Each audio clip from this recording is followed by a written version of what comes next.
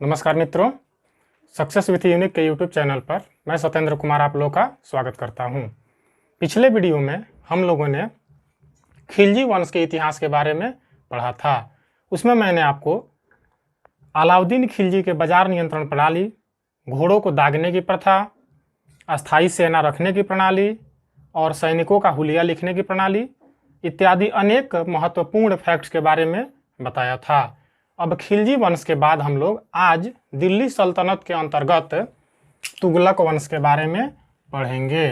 तुगलक वंश का जो कार्यकाल है यह 1320 ईस्वी से लेकर के 1412 ईस्वी तक है। तुगलक वंश का संस्थापक जो है वह गयासुद्दीन तुगलक था। गयासुद्दीन तुगलक 1320 ईस्वी से 1325 ईस्वी तक अपना शासन कार्य करता है। तो इसका कार्यकाल जो होगा गयासुद्दीन तुगलक का वह 1320 ईस्वी से 1325 ईस्वी तक होगा। 5 सितंबर 1320 ईस्वी को खुसरो खां को हराकर गाजी मलिक गयासुद्दीन तुगलक के नाम से 8 सितंबर 1320 ईस्वी को गद्दी पर बैठता है। मंगोलों के आक्रमण से गयासुद्दीन तुगलक भारत पर जो मंगोलों के आक्रमण हुए थे उसे 29 बार आक्रमणों को वह क्या कर देता है, विफल कर देता है। फिर एक बार मैं कहूं तो 29 बार मंगोलों के आक्रमण जो भारत पर हुए थे उसे गयासुद्दीन तुगलक ने विफल कर दिया था और मंगोलों को पराजित करने के उपलक्ष्य में उसने मलिक उल गाजी की उपाधि धारण की थी।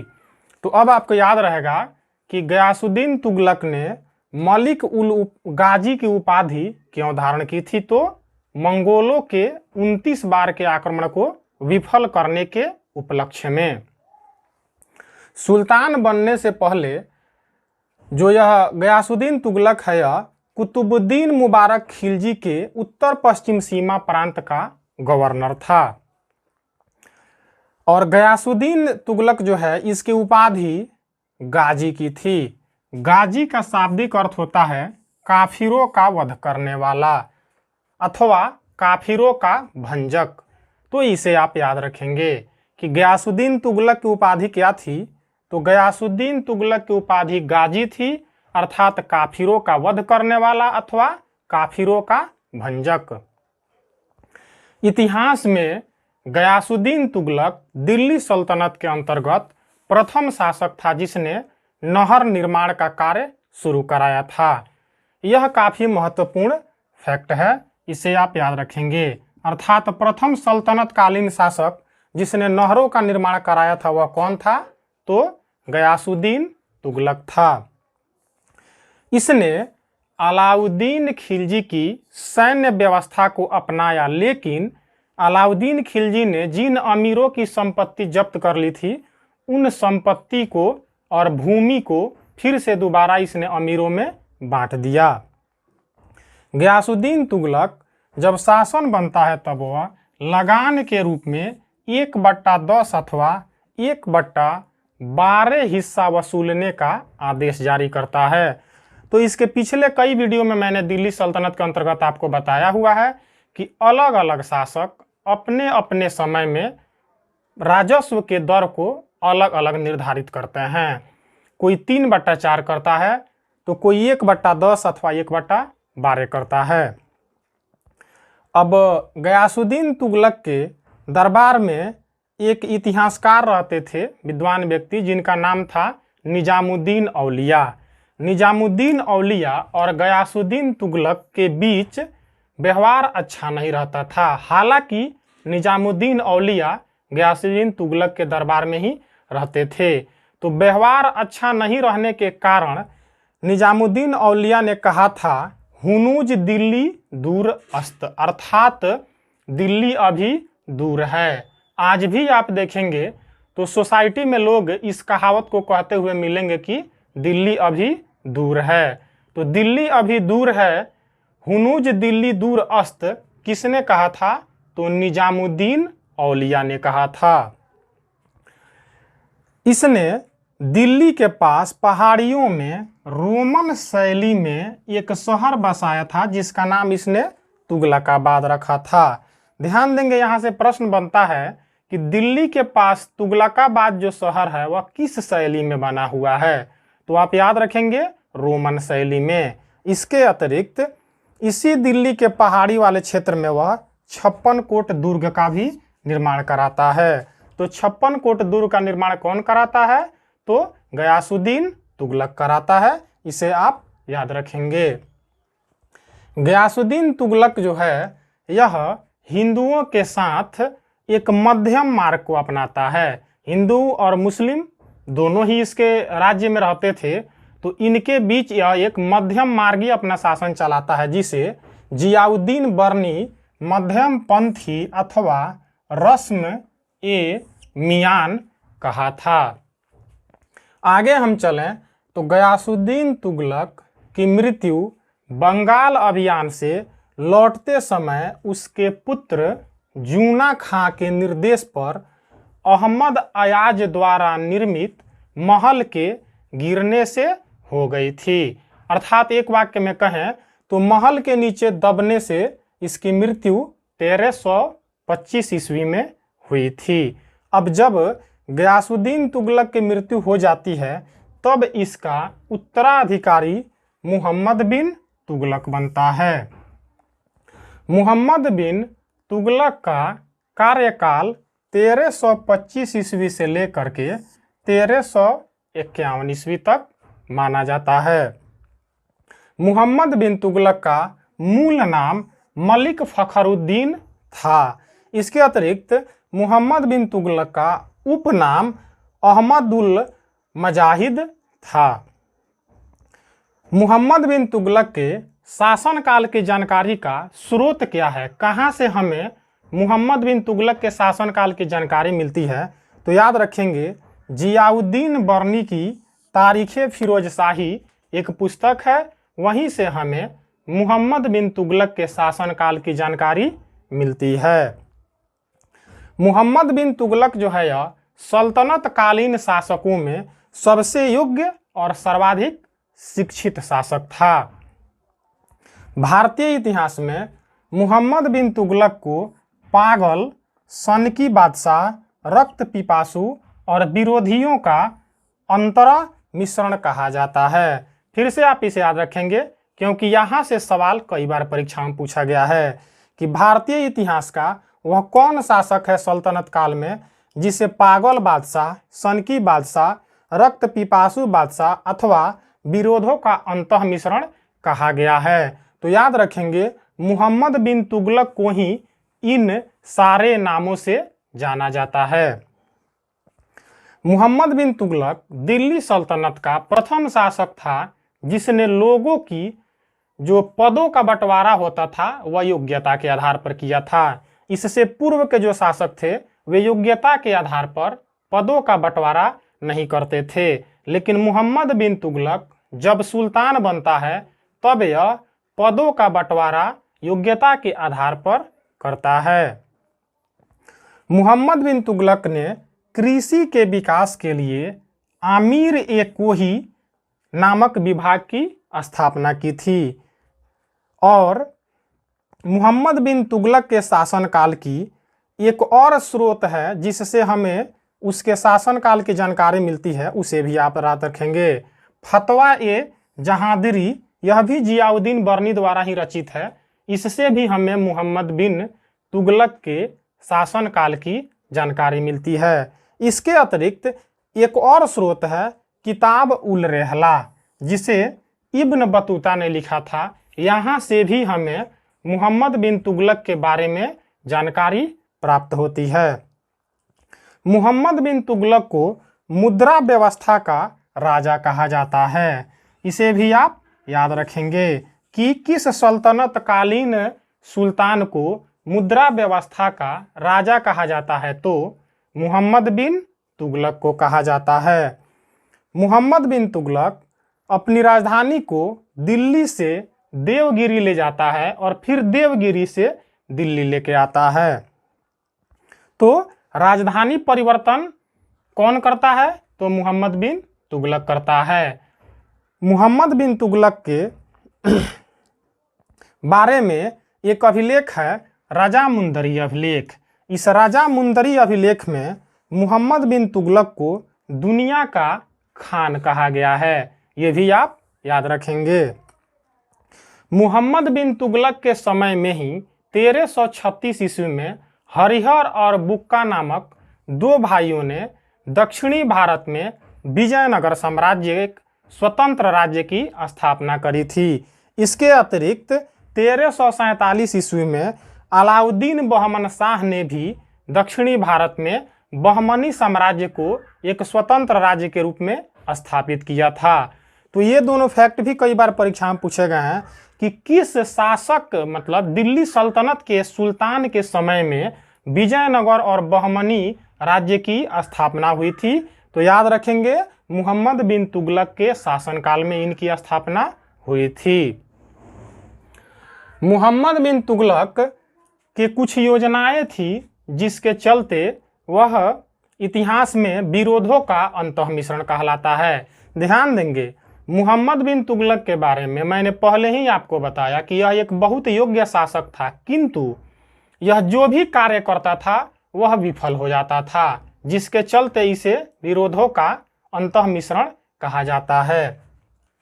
इसकी पहली योजना दोआब क्षेत्र में 50% कर वृद्धि थी, किंतु दोआब क्षेत्र के लोगों के द्वारा बहुत अधिक विरोध किए जाने के बाद उसे अपनी इस योजना को वापस लेना पड़ा। इसकी दूसरी योजना जो थी वह पीतल एवं तांबा के सिक्के चलाना था, जो चांदी के टंका के बराबर मूल्य का हो, किंतु उसकी यह योजना भी असफल रही। इतिहासकारों द्वारा, खासकर जियाउद्दीन बर्नी द्वारा यह कहा गया है कि मोहम्मद बिन तुगलक के समय में हर एक हिंदू घर टकसाल बन गया था, अर्थात घर घर मुद्रा की छपाई होने लगी थी, जिससे अर्थव्यवस्था को गहरा आघात पहुंचा और मोहम्मद बिन तुगलक की ये योजना भी असफल हो गई। इसके बाद में इसकी चौथी योजना जो थी वह खुरासान अर्थात पूर्वी ईरान को जीतने की योजना थी। इसके तहत मोहम्मद बिन तुगलक 3,70,000 सैनिकों को 1 वर्ष का अग्रिम वेतन प्रदान करता है, किंतु खुरासान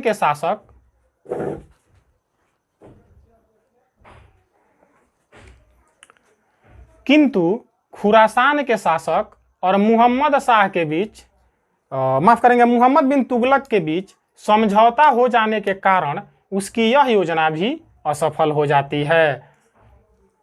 इसके बाद में मोहम्मद बिन तुगलक जो है वह दिल्ली सल्तनत का प्रथम सुल्तान था जो होली, दिवाली एवं दशहरा पर्व में भाग लेता था, अर्थात हिंदुओं के पर्व में भाग लेने वाला प्रथम सुल्तान मोहम्मद बिन तुगलक था, जो होली, दशहरा एवं दिवाली में भाग लेता था।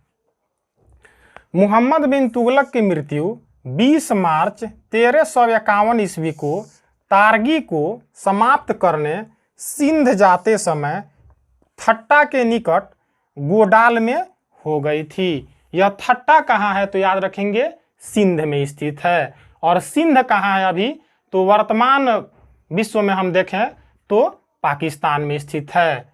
चूंकि हम लोग 14वीं सदी और 15वीं सदी का इतिहास पढ़ रहे हैं, उस समय सिंध भारत में ही था।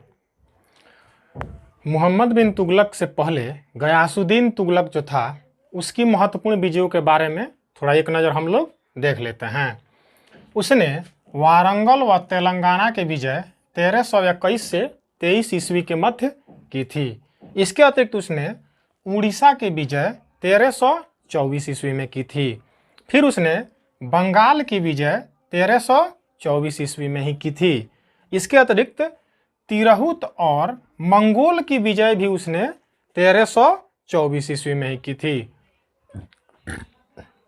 आगे फिर हम लोग देखेंगे तो मोहम्मद बिन तुगलक ने आदिलाबाद का किला और जहां पनाह नगर का निर्माण करवाया था। उसकी मौत पर इतिहासकार बर्नी ने लिखा था कि अंततः लोगों को उससे मुक्ति मिली और उसे लोगों से। तो पहले ही मैंने आपको बता दिया है आज कि यह मोहम्मद बिन तुगलक जो है यह बहुत योग्य शासक था, लेकिन यह जितने अच्छे कार्य करता था उसमें इसे सफलता नहीं मिलती थी। इसके कार्य उल्टा इसके लिए ही नुकसानदायक हो जाते थे और यह विफल हो जाता था।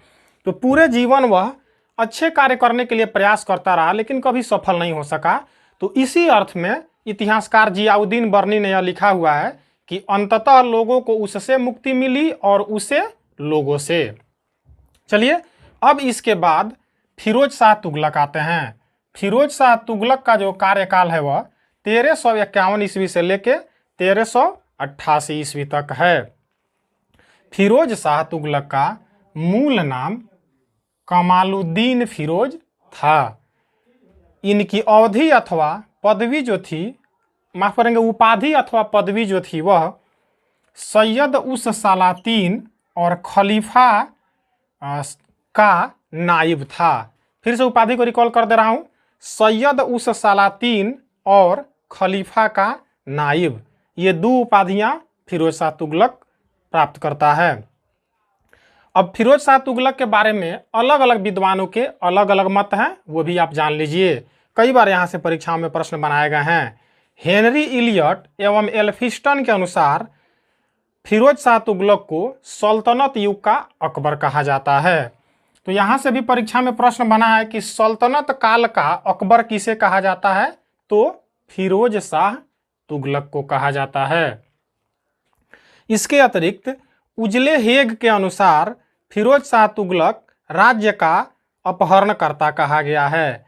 जियाउद्दीन बर्नी ने फिरोज शाह तुगलक को दिल्ली का आदर्श सुल्तान एवं पहला सच्चा मुसलमान शासक माना है। अब देखेंगे तो फिरोज शाह तुगलक का जन्म 1309 ईस्वी में होता है। इसकी माता बीबी जयला थी जो राजपूत सरदार रणमल की पुत्री थी, और इसके पिता मलिक रज्जब थे जो गयासुद्दीन तुगलक के छोटे भाई थे।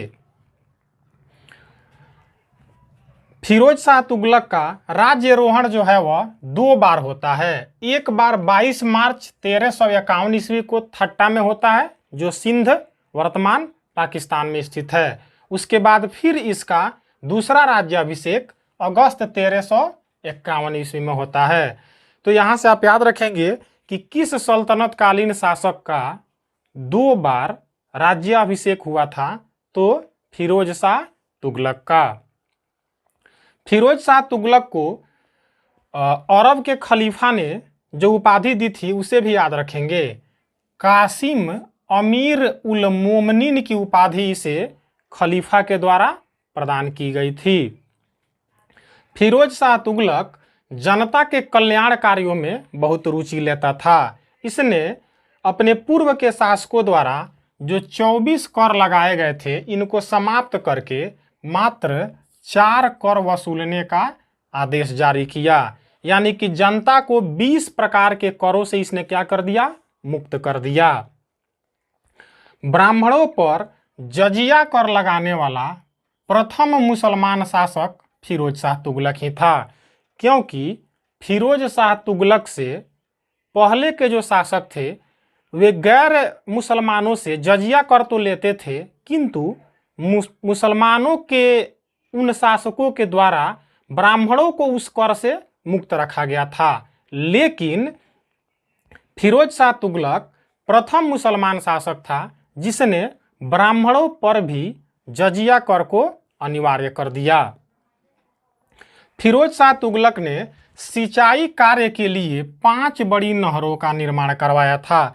ये क्वेश्चन 66वीं बीपीएससी की परीक्षा में पूछा जा चुका है कि किस सल्तनत कालीन शासक ने सबसे अधिक नहरों का निर्माण करवाया था। तो फिरोज शाह तुगलक ने 5 की संख्या में नहरों का निर्माण करवाया था। ध्यान देंगे, मैंने आपको पहले बताया हुआ है कि मोहम्मद बिन तुगलक ने नहर के निर्माण को शुरू किया था, लेकिन सबसे अधिक नहरों का निर्माण किसने करवाया, तो फिरोज शाह तुगलक ने करवाया था। तो आप यहाँ पे कंफ्यूज नहीं होंगे।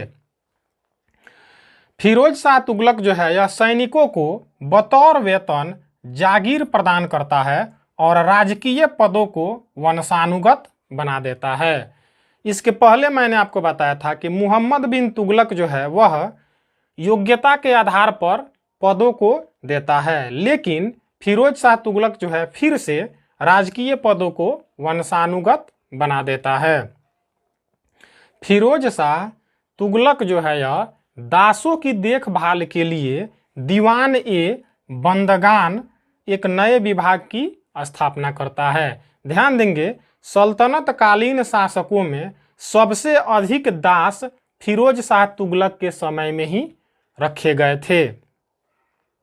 फिरोज शाह तुगलक जो है वह उलेमाओं को भी शासन कार्य में लगाता है और यह सल्तनत काल का प्रथम ऐसा शासक है जो धार्मिक कार्यों से आगे बढ़ के राजनीतिक कार्यों में भी उलेमाओं को शामिल कर देता है।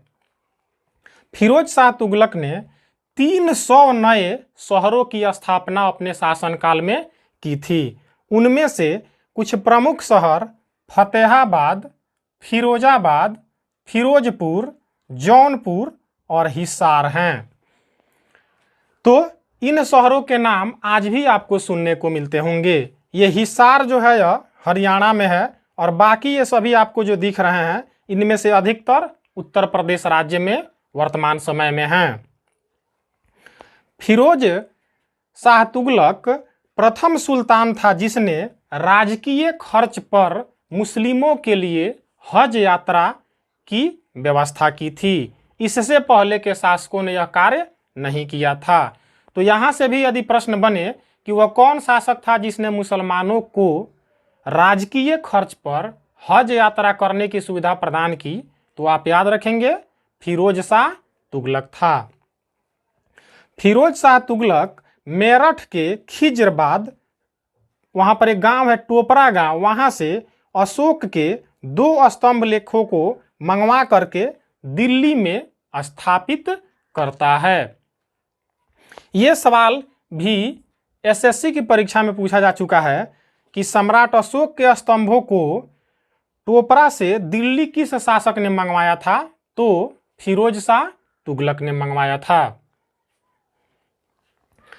फिरोज शाह तुगलक के शासनकाल में एक मस्जिद निर्मित की गई थी, खान ए जहां तेलंगानी, और माफ करेंगे मकबरा था, वह मस्जिद नहीं था।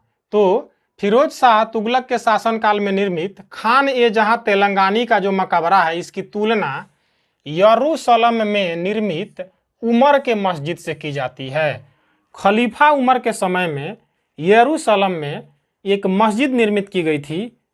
उसी मस्जिद की तुलना फिरोज शाह तुगलक के शासनकाल में निर्मित खान ए जहां तेलंगानी के मकबरा से की जाती है। फिरोज शाह तुगलक ने मुस्लिम महिलाओं, विधवाओं और लड़कियों के मदद के लिए एक विभाग की स्थापना की थी जिसका नाम दीवान ए खैरात था। इसके अतिरिक्त फिरोज शाह तुगलक जो है वह जब ज्वालामुखी मंदिर से लूट करके 1300 ग्रंथों को लाता है तो उसका फारसी में अपाउद्दीन द्वारा दलपाते फिरोजशाही नाम से अनुवाद करवाता है। फिरोज शाह तुगलक के दरबारी विद्वान जो थे उनमें जियाउद्दीन बर्नी और शम्स ए सिराज अफीक प्रमुख हैं। जियाउद्दीन बर्नी की जो प्रमुख रचनाएं हैं वह तारीख़े फिरोज शाही और फतवा ए जहांदरी है। फिरोज शाह ने 1360 ईस्वी में उड़ीसा के जाजनगर के शासक भानुदेव तृतीय को हराकर पुरी के जगन्नाथ मंदिर का विध्वंस कर दिया था। तो आज भी आप देखेंगे उड़ीसा में पुरी की एक रथ यात्रा निकलती है भगवान शिव की। तो अभी वह जो मंदिर है बाद में फिर उसका दोबारा से निर्माण करवाया गया था, किंतु उस समय 1360 ईस्वी में उस मंदिर को फिरोज शाह तुगलक ने नष्ट कर दिया था। आप इसे याद रखेंगे।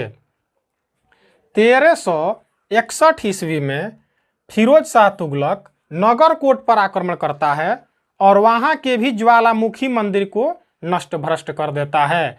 मैंने इसके जस्ट पहले आपको अभी बताया है कि जब ज्वालामुखी मंदिर को वह नष्ट करता है तो वहां से 1300 पुस्तकों को वह लेके जाके उसका फारसी में अनुवाद कराता है। किसके द्वारा? तो अपाउद्दीन के द्वारा। इसके अतिरिक्त फिरोज शाह तुगलक ने गरीबों के मुफ्त इलाज के लिए दारुल उल सफा एक खैराती अस्पताल बनवाया हुआ था, जिसमें वे लोग जो असहाय हैं, जिनको कोई सहारा नहीं है, गरीब हैं, वे यहाँ पर मुफ्त में अपना इलाज करवा सकते थे। तो मुफ्त इलाज के लिए दारुल सफा नामक खैराती अस्पताल किसने बनवाया था? तो आप याद रखेंगे, फिरोज शाह तुगलक ने। फिरोज शाह तुगलक ने हिंदुओं को जिम्मी कहा था। जिम्मी का शाब्दिक अर्थ होता है इस्लाम स्वीकार न करने वाला। इसके अतिरिक्त उसने दिल्ली में दुर्ग फिरोज शाह कोटला का निर्माण करवाया था। ये दुर्ग फिरोज शाह कोटला जो है, दिल्ली में ही फिरोज शाह के नाम पर ही एक क्रिकेट स्टेडियम हुआ करता था, फिरोज शाह कोटला, जिसका हाल ही में नाम बदल के अरुण जेटली स्टेडियम दिल्ली कर दिया गया है। इसे भी आप याद रखेंगे। फिरोज शाह तुगलक के सफलता का श्रेय उसके प्रधानमंत्री खान ए जहां मकबूल को दिया जाता है, क्योंकि इसकी जितनी नीतियां थी और विजय अभियान थे, उन सब को हैंडल करने वाला यही प्रधानमंत्री खान ए जहां मकबूल था। फिरोज शाह तुगलक ने अपने शासनकाल में एक सिक्का जारी किया था जिसका नाम शंसगानी था। यह शंसगानी सिक्का जो था, यह 6 जीतल के बराबर होता था। फिरोज शाह तुगलक की मृत्यु 21 सितंबर 1388 ईस्वी में हो गई थी। इसकी मृत्यु के बाद 2 अन्य शासक नसीरुद्दीन मुहम्मद शाह बनते हैं, जो 1390 से 1394 ईस्वी तक रहते हैं। ये अयोग्य शासक थे और इनसे जुड़ा कोई फैक्ट परीक्षा में नहीं पूछा जाता है। इसके बाद में तुगलक वंश के अंतिम शासक नसीरुद्दीन महमूद शाह बनते हैं, जो 1394 से 1412 ईस्वी तक शासक रहते हैं। इनके शासनकाल में तैमूर लंग का आक्रमण हुआ था 1398 ईस्वी में। ये इतने अयोग्य थे कि ये दिल्ली से पालम और पालम से दिल्ली तक ही सीमित रहे, इसीलिए इनके शासनकाल को दिल्ली से पालम का शासनकाल कहा जाता है। इसके बाद में दौलत खां लोदी और खिज्र खां के बीच युद्ध होता है, जिसमें खिज्र खां दौलत खां लोदी को पराजित करके सैयद वंश की नींव रखते हैं। तो अगले वीडियो में हम लोग सैयद वंश के बारे में पढ़ेंगे। धन्यवाद।